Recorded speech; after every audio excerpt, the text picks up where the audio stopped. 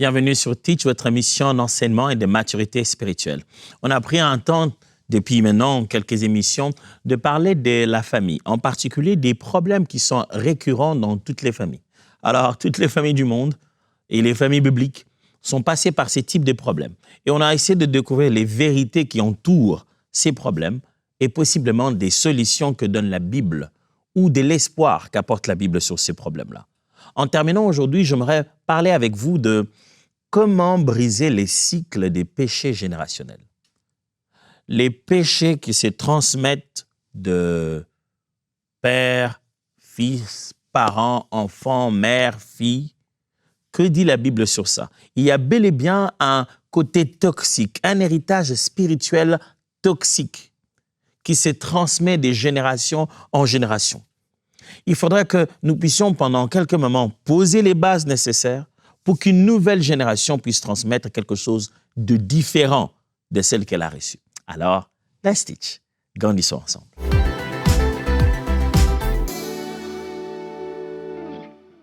Il y a une vérité dans la Bible que personne ne peut nier. C'est celle-ci. C'est cette vérité qui fait d'ailleurs mon premier point. C'est que les schémas familiaux peuvent se répéter. Il existe ce qu'on appellera un schéma familial. Et ce schéma familial, ces schémas familiaux sont répétitifs. Il existe une façon de faire, un ensemble d'erreurs ou des problèmes qu'on rencontre régulièrement dans une même famille. Des genres des choix, on a l'impression que et le premier, et le deuxième, et le troisième, et le quatrième, dans la génération, dans l'arbre généalogique, tous ces parents ont choisi exactement la mauvaise chose. Ils répètent ça comme si c'était en eux, comme si c'était génétique. La Bible prouve, on y voit dans les preuves bibliques, des répétitions des scénarios comme ça, des répétitions des schémas de famille. C'est possible, ça arrive. Exode chapitre 20, verset 5.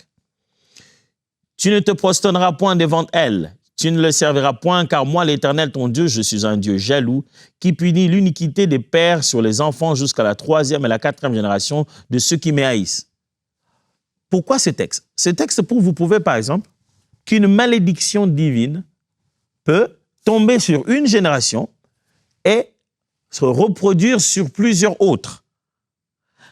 Parlons seulement du principe. Le principe, comment Dieu l'énonce ici. Dieu énonce que le pouvoir de sa parole prononcée pour maudire une personne peut avoir des conséquences sur plusieurs générations. Imaginez-vous un enfant qui naît, qui ne sait pas en réalité que ses parents étaient maudits par Dieu parce qu'ils sont allés se prosterner devant un autre Dieu. Et que cette habitude continue dans la société. Il subit et vit des limitations que l'Éternel Dieu a déjà imposées depuis le temps de ses parents. Il ne vit pas un certain nombre d'années sur la terre. La terre ne réagit pas de la même manière. Les animaux, la faune, la flore, tout autour de lui n'est pas aussi facile parce qu'il y a une parole qui lui résiste. Et ce n'est même pas lui qui l'a fait. Ça, c'est une conséquence qu'il trouve. Il existe donc même, pas seulement sur base des choix des hommes ou des faits que les hommes ont faits, il existe même une réaction de la nature, une réaction des esprits qui sont répétitifs à vous, parce qu'il y a quelque chose qui s'impose à vous, qui fait que, où que vous alliez, un scénario est obligé de se répéter. Lamentation chapitre 5, verset 7. Nos pères ont péché, ils ne sont plus, et c'est nous qui portons la peine de leurs iniquités.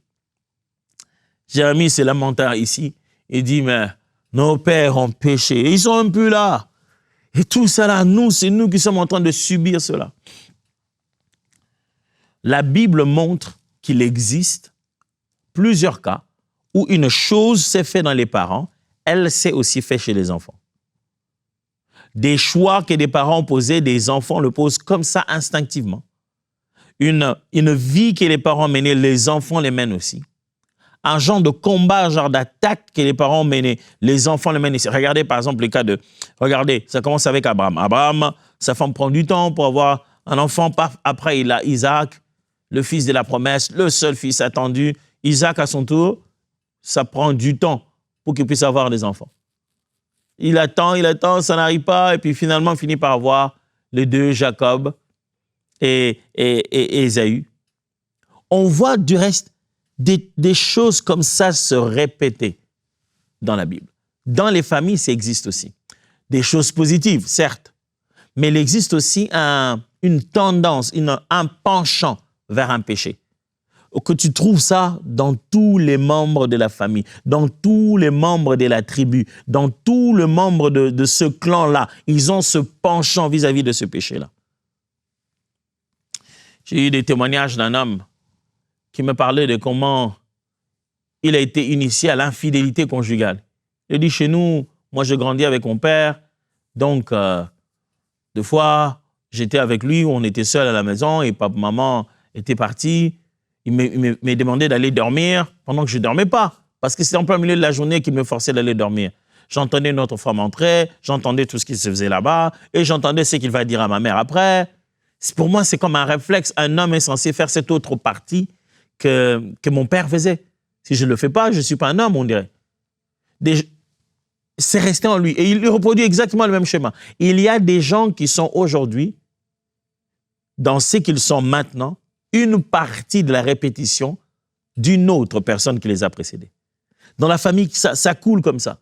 Un comportement qu'on a vu, qu'on a copié, un élément qui est comme un réflexe génétique, mais pas positif, négatif. Une tendance, un penchant vers un péché. Des fois même, nous le disons nous-mêmes tout haut. On dit, ah ben écoute, moi, ça c'est nous, ça c'est dans la famille, hein, on est toujours comme ça. C'est depuis notre papa, bon écoute, ça je ne suis pas le premier à le faire. On l'avoue comme ça. Ce schéma répétitif.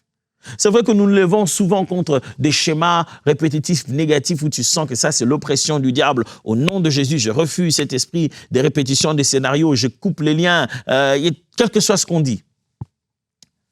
Mais il y a aussi où ce n'est pas un lien, ce n'est pas un démon, ce n'est pas un esprit mauvais. Mais c'est juste un schéma comportemental que nous copions tous de nos prédécesseurs. Un schéma de vie de péché peut se répéter. Deuxième vérité à savoir, c'est que ce qu'on tolère aujourd'hui se transmet demain. Souvenez-vous, nous sommes en train de parler des cycles des péchés générationnels, des péchés qui se transmettent de génération en génération dans une famille. On parle des problèmes récurrents dans les familles et l'un des problèmes, c'est qu'on voit une vie, un style de vie de péché qui suit génération après génération, même si des fois les personnes n'ont pas eu de contacts si spéciaux, mais on peut voir comment quelque chose se répète dans la vie de péché.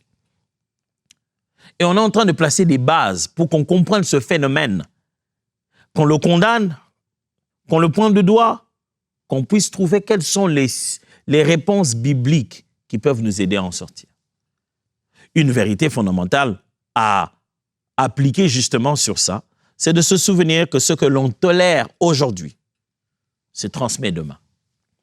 Mes amis, ce qu'on tolère aujourd'hui, ce qu'on laisse faire aujourd'hui, ce qu'on se dit, bon, ça va, c'est pas grave, sachez-le que ça se transmet aussi. Dans la vie, les gens ne copient pas de nous que ce qu'on veut qu'ils copient. Ils copient de nous tout ce qu'ils décident. Tu ne choisis pas avec précision ce que tu transmets. Non, non, non, non, non. Tu peux te lever et faire un beau discours en te disant, dans tout ce que je viens de dire, la partie ici, c'est celle que je transmets le plus. Mais tu as transmis autre chose au-delà de ça. Les non-verbales, c'est que tu n'as pas dit. L'attitude, l'élan, la façon de le faire, les gestuels, ça communiquait plus que les mots que tu as choisis. Et nous communiquons, nous donnons un héritage. Et cet héritage ne vient pas seulement de ce qu'on a l'intention de donner. Il en va aussi des choses qu'on a tolérées dans notre vécu, qu'on a laissé faire. Ça aussi, ça se transmet. Quand on vit avec quelqu'un de nonchalant, de oisif, ça se transmet. L'enfant se réveille le matin, il est grand maintenant, le matin, qu'est-ce qu'il se fait? Il se met dans le coin de la rue, commence à boire un peu, et puis après à fumer, puis il n'a rien à faire de sa journée. Tu as envie de lui dire, qu'est-ce que tu fais aujourd'hui? Comment se présente ta journée? Il dit, bah, je suis là. Tu vois, je suis là, la vie, c'est pas facile, tu sais, on se bat. Il te dit qu'il se bat, il fait rien. Il y a des gens qui se battent vraiment contre l'air. Il dit, non, tu vois, la vie, on se bat. Contre qui? Contre quoi? En fait, dans sa tête, il s'est dit, il se bat parce qu'il a toujours entendu que, voilà, on disait toujours dans son milieu, on se bat quand on fait rien. On transmet aussi des fois des choses qu'on n'a pas envie de transmettre. C'est pas parce que tu vas dire à ton enfant, tu sais, moi, j'aimerais que tu vives très bien une vie où tu es respecté par les gens, tu as un bon comportement. Tu peux bien vouloir ça. Le mettre dans une école où les gens ont des bons comportements. Mais si tous les jours à la maison, quand il vient, il voit le contraire de ce que tu lui dis, ces autres choses-là que tu tolères, tu transmets aussi. Aujourd'hui, au lieu de redresser, de punir comme il se doit, de corriger pour que la leçon soit comprise, tu as laissé faire. Cette tolérance te coûtera. Tu es en train de transmettre quelque chose. Aujourd'hui, au lieu de corriger, tu te dis, ah, nous aussi, on a fait ça dans la vie, non? Laissez les enfants faire. Oh! Ce n'est pas parce que toi, tu l'as fait que l'enfant doit le faire. Tu n'es pas la perfection de ton enfant. Ton enfant n'essaye pas de vivre ton parcours. Tu peux corriger cette erreur dans sa vie. Écoute ce que Galates 5, 9 dit. Un peu de levain fait lever toute la pâte. Oh, j'aime bien. J'aime ce que Paul dit là. Il dit, pour quelque chose de moindre, des passagers, vous pouvez avoir des conséquences inoubliables. Et il donne ça comme une illustration en cuisine. Il dit, on met un peu de levain, juste un peu. Après, la pâte gonfle. Une petite erreur, manque d'attention peut causer des conséquences énormes. Éphésiens 5, 27 dit, ne donnez pas accès au diable. Une petite tolérance où vous laissez l'ennemi faire aujourd'hui, mes amis, ça peut vous coûter très, très cher. Sachez que dans la famille, il se transmet plus que ce que l'on dit. Tu dis non, mais mon fils, il n'assistait pas à ces conversations que j'avais. Généralement, quand j'amenais ces gens, on était sous l'arbre là-bas, on parlait loin. Je peux vous dire, très chers parents, vous ne savez pas les genres de choses que les enfants entendent.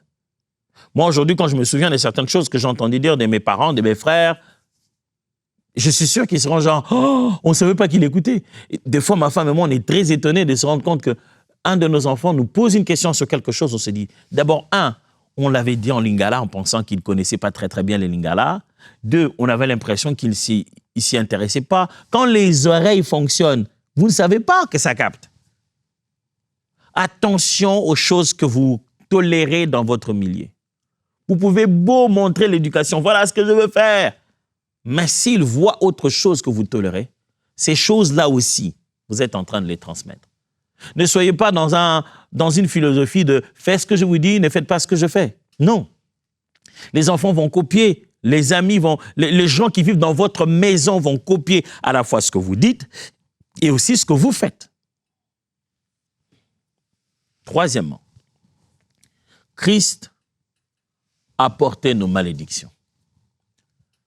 Pourquoi j'amène ça ici? Oh, c'est très important de savoir.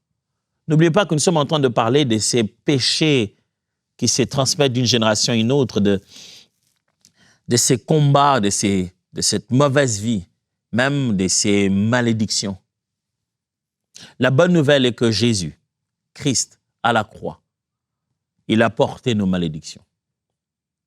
Ésaïe 53 justement dit, le mal qui devait, la punition, la sentence qui devait tomber sur nous tous, est tombée sur lui seul. Ouf. Sur nous tous, frères, mais tombée sur lui seul. Compte combien d'humains il y a sur la terre. Compte combien de fautes chacun en a fait et continue à faire. Mais l'uniquité de nous tous a été transformée en un acte d'ignominie et d'humiliation, appelé la croix. Et Jésus l'a porté sur lui. Tu vis peut-être aujourd'hui quelque chose, tu te demandes, ça, ce n'est pas moi. Ça, je l'ai eu de mes parents, je l'ai eu de mes frères, je l'ai eu de ma mère, je l'ai eu de mon père biologique que je ne connais même pas. On me raconte que j'ai une bonne nouvelle pour toi. Il y a une nouvelle façon de naître. Tu peux te détacher de tes parents biologiques, te détacher complètement de ta famille biologique et naître de nouveau. Et tous ceux qui sont nés de nouveau reçoivent le bonheur d'hériter quelque chose d'autre, que ce que les parents donnent. Galates chapitre 3, verset 13, la Bible dit « Christ nous a rachetés de la malédiction de la loi, étant devenu malédiction pour nous, car il est écrit « Maudit est quiconque est pendu au bois ». Jésus est devenu malédiction pour nous, pour que nous puissions recevoir cette bénédiction. Ne te prive pas de ça. Jésus s'est déjà occupé de cette affaire. Tu ne peux pas continuer à vivre comme ça, comme s'il n'y avait pas une solution.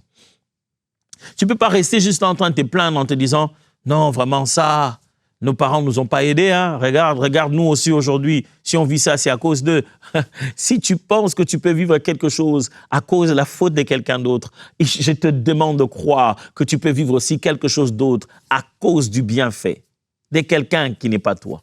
Si par un être humain autre que toi-même, tu crois qu'un mal peut entrer jusqu'à te détruire, je t'en supplie de croire que par un autre qui est venu sur la terre, le bonheur, la grâce, la paix, la délivrance, la stabilité peut entrer dans ta vie par lui seul, Jésus de Nazareth.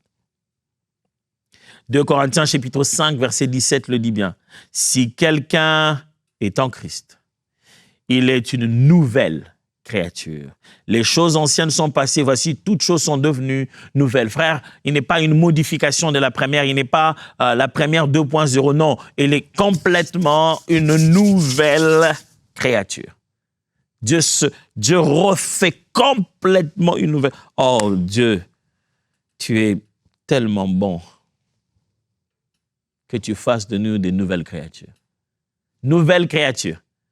En Christ, il y a la possibilité de pouvoir complètement se détacher de ces éléments, soient-ils génétiques, soient-ils spirituels. Quel que soit, le Seigneur peut complètement bâtir pour toi une nouvelle histoire. Pasteur, tu n'exagères pas? Non, ce n'est pas moi qui le fais. Celui qui le fait est tout puissant. Dites-moi alors, qu'est-ce qu'il ne peut pas faire? Celui qui le fait est tout suffisant. Il a tous les moyens nécessaires pour accomplir ce qu'il veut accomplir. Tu penses que Dieu qui a créé la génétique, il ne sait pas comment te sortir de la conséquence de cette génétique. Il y a des fois un moment où on accepte que Dieu a fait une chose, mais on n'accepte pas qu'il soit suffisamment capable pour la manipuler à sa guise, la changer comme il décide, la rendre rapide ou moins rapide ou la transformer. On s'est dit non, si Dieu doit changer ça quand même, il devait le faire depuis le ventre de ma mère. Je suis déjà sorti, j'ai déjà ça dans le sang. Attends. Tu sais comment on a fait le sang? Tu te souviens? Ça a été fait par la parole. Et si Dieu te dit que par la parole, il va modifier les éléments qui sont dans ton système génétique, tu n'y crois pas? Tu n'y crois pas? Le Créateur l'a fait par la parole. Maintenant que tu touches ça de façon matérielle, tu as l'impression qu'une fois que c'est devenu matériel, la parole ne peut plus rien faire dessus. Ouh, ne sous-estime pas la parole de Dieu. C'est pourquoi, les amis, quand on parle de grandir ensemble, de laisser la parole transformer nos cœurs, de se mettre au centre des Saintes Écritures, frère, c'est plus que pour nos oreilles. Ça dépasse nos oreilles. Ça va jusque dans nos éléments génétiques. Ça change même nos comportements. Ça change des choses dans notre façon d'être. Laisse la parole qui t'a créé te recréer. Quatrième vérité. Il faut renoncer aux alliances du passé. Avant nous, certainement, il y a eu des alliances. Quand je dis alliance, ce n'est pas toujours parce que les gens qui ont consolidé ces relations avec ces péchés et cette mauvaise vie l'ont fait toujours de façon intentionnelle. Mais ils se sont liés, ils se sont habitués à un jeu, habitués à une façon de faire tellement qu'ils se sont liés à ça, sans s'en rendre compte.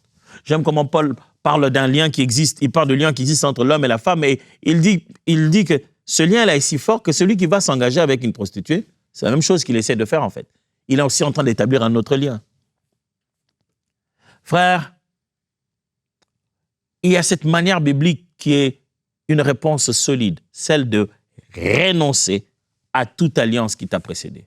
Renoncer à une vie qui a précédé la tienne, à toute forme d'héritage que tu as reçu qui est négatif. Renoncer à ça. Romains chapitre 13, verset 12 dit, « La nuit est avancée, le jour approche. Dépouillons-nous donc des œuvres des ténèbres et revêtons les armes de la lumière. » Dépouillons-nous des œuvres des ténèbres. Frère, il est temps de se dépouiller et de renoncer. N'essaie pas d'être juste membre de ta famille avec votre beau, joli nom connu qui gagnent des millions. Il faut que tu renonces. Oh, je ne suis pas en train de dire que tu dois renoncer à ta position dans le titre parcellaire que vous avez ou dans les testaments de votre papa. Non, je parle de l'identité spirituelle de votre famille. Il faudrait que tu t'arrêtes et te dis, je m'appelle Tom Mbouma, mais tout ce qui est mauvais héritage de Mbouma, j'y renonce. Ce n'est pas ma part. Cet héritage n'est pas à moi. Je renonce. Vous savez, on le fait, non? Quelqu'un peut renoncer à un héritage. On lui donne un héritage où tout est écrit, il dit non, moi, je renonce à cet héritage, je n'en prendrai pas. Ce n'est pas à moi. On ne peut pas te mettre ça sur le dos de force. Tu peux faire la même chose spirituellement, renoncer à cet héritage et dire ça, ce n'est pas à moi. Je me dépouille de tout cela. Ça, ce n'est pas moi. Ça, ce n'est pas ma vie. Je ne peux pas être en train de courir derrière chaque jupon qui bouge. Non, non, non, non. Ça, ce n'est pas moi. Ça, ce n'est pas la vie que Jésus m'a donnée. Cet héritage reçu des parents, j'y renonce. J'aimerais peut-être faire ça maintenant, tout de suite, avec des gens, des frères et des sœurs qui m'écoutent et qui n'ont peut-être jamais été conduits à une telle prière. Ce genre de prière de renoncement. Le pouvoir de la parole est beaucoup plus grand que ce qu'on pense. Hormis le fait de vivre et d'aller exécuter cela, le tout commence d'abord par la déclaration de la parole. Puis-je prier ça avec vous? Si tel est votre cas, levez juste la main droite avec moi et je vais prier avec vous, où que vous soyez, d'où que vous m'entendiez. Répétez cette prière avec moi. Seigneur Jésus, devant toi, je me retiens. Devant toi, je me tiens. Et devant toi, je dis, je renonce à toute mauvaise vie héritée de mes parents. Je renonce à toute vie de péché. Je renonce à toute malédiction. Je renonce à toute porte d'entrée. Je renonce à toute répétition de scénario. Je refuse tout héritage venu de ma famille de la mauvaise manière. Je refuse tout héritage venu de liens de sang au nom de Jésus. À partir d'aujourd'hui, je le déclare, c'est l'héritage en Christ que je reçois. C'est l'héritage de joie et de bonheur en Christ. C'est l'héritage de la sanctification et de la crainte de Dieu. Au nom de Jésus. Amen. Joël chapitre 2, verset 13 dit, « Déchirez vos cœurs et non vos vêtements, et revenez à l'Éternel, votre Dieu, car il est compatissant et miséricordieux, lent à la colère et riche en bonté, il se répand des mots qu'il envoie. » Dieu est tellement bon que chaque fois qu'on revient vers lui, on dit, « Dieu, ça c'était la mauvaise direction, ça c'était le mauvais héritage. Je préfère revenir vers toi. » La Bible dit, il est tellement riche en beauté et lent en colère. Il sait récupérer ceux qui reviennent vers lui. Je ne sais pas combien d'années déjà tu vis comme ça et tu as normalisé l'affaire. Le Seigneur te demande qu'une seule chose. Si tu es capable de reconnaître que ça, ce n'était pas ta vie. Ce n'était pas la bonne vie. Ce n'était pas son plan pour toi. Et si tu es prêt à vivre le plan qu'il t'accorde. La cinquième des choses et la dernière, c'est celle-ci. Dans ce contexte où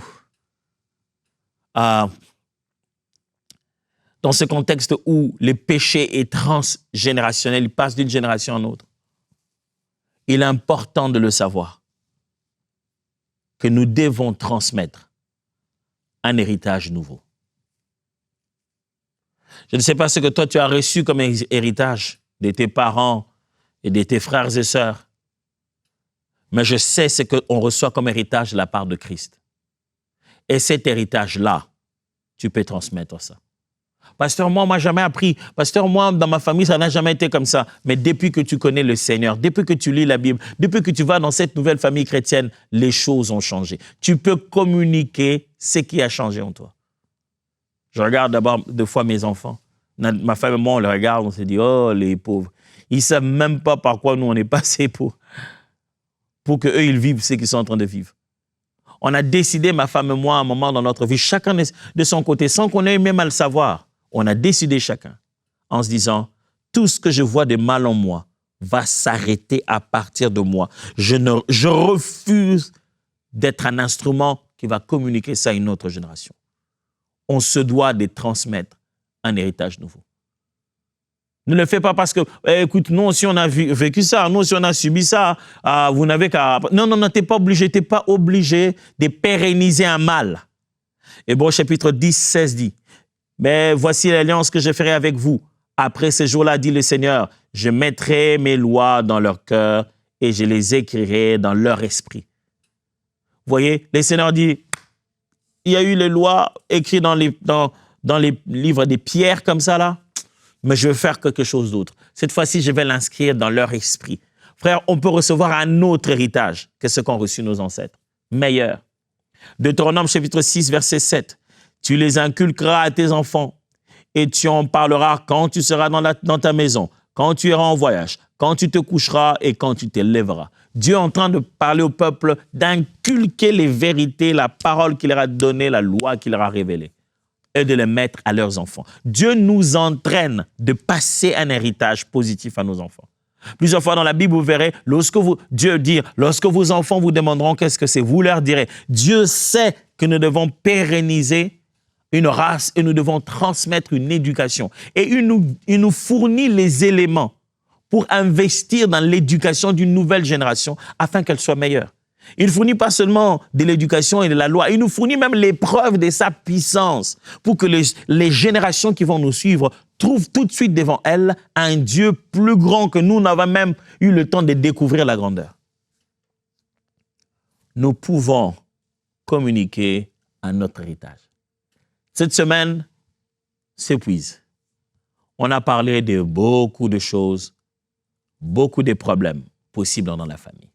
J'ai toujours été conscient que chaque fois que je parle d'un sujet, surtout quand je l'aborde pour une première fois, je préfère placer des bases qui vont nous permettre de mieux grandir après. Tous ces sujets que je vous enseigne ont des niveaux de profondeur. Et chaque jour, je m'élanguis après toutes les formes que vont prendre cette émission pour que je commence maintenant à passer à des couches plus profondes. Depuis un moment, je me souviens, on a eu du temps à en parler avec mes autres collègues pour préparer tout ça. On se prépare à passer à d'autres niveaux de profondeur de chacun de ces enseignements. Vous savez pourquoi? On a même le rêve et la possibilité d'imaginer une telle chose. C'est à cause de ce que Dieu est en train de faire au travers de nous, la grâce qu'il nous accorde, mais aussi à cause de ce soutien spécial de ses partenaires. Il y a des frères et sœurs dans le monde qui ont décidé de pouvoir être partenaires à EMCI TV. Et les ressources qu'ils apportent nous permettent de rêver plus loin. Chaque effort, le moindre dollar que vous donnez, nous permettent à ce que quand on se met dans une réunion, on regarde, on se dit, on peut le faire. Parce que notre plus grand rêve, c'est que l'évangile, la vie de Christ, le message de Jésus soit dans chaque famille dans la francophonie. Qu'on n'allume pas que les télé, qu'on ne clique pas que sur son téléphone, mais qu'on laisse la flamme de Christ y entrer chaque fois qu'on voit un programme de EMCI TV. Vous pouvez faire partie de ces personnes qui nous aident à rêver la réalisation de ces choses à une dimension supérieure. Il suffit simplement d'aller sur emcitv.com/don. Vous placez là votre don et votre engagement mensuel. Il serait bien que ce soit régulier, mais ce que nous on veut, ce que vous donniez selon ce que Dieu vous a donné, avec ce qu'il vous a donné pour sa gloire. Nous visons à ce que nous puissions voir des partenaires chaque mois. Parce que chaque mois, malgré qu'on ait déjà eu 20 000 partenaires le décembre passé, on en perd quelquefois, 452 fois par mois. Tout ce qu'on veut, c'est que si chaque fois que vous voyez cette vidéo, vous faites partie des 15 personnes dont on a besoin aujourd'hui, ça va nous permettre de rééquilibrer ces pertes que nous avons de temps en temps. Venez, faites ce travail avec nous. Passons toutes ces émissions, tous ces enseignements à une profondeur plus grande. Parce qu'on ne peut pas tout donner en un jour. C'est pourquoi vous n'allez pas être en 3e, en 4e des humanités les mêmes jours où vous allez à l'école. Ça demande de profondeur. Il y a le lait et il y a la nourriture solide. Et avec vous, nous voulons nourrir au maximum le corps du Christ. Merci de faire désormais partie de ces partenaires et je vous souhaite bon week-end à vous tous. Que Dieu vous bénisse.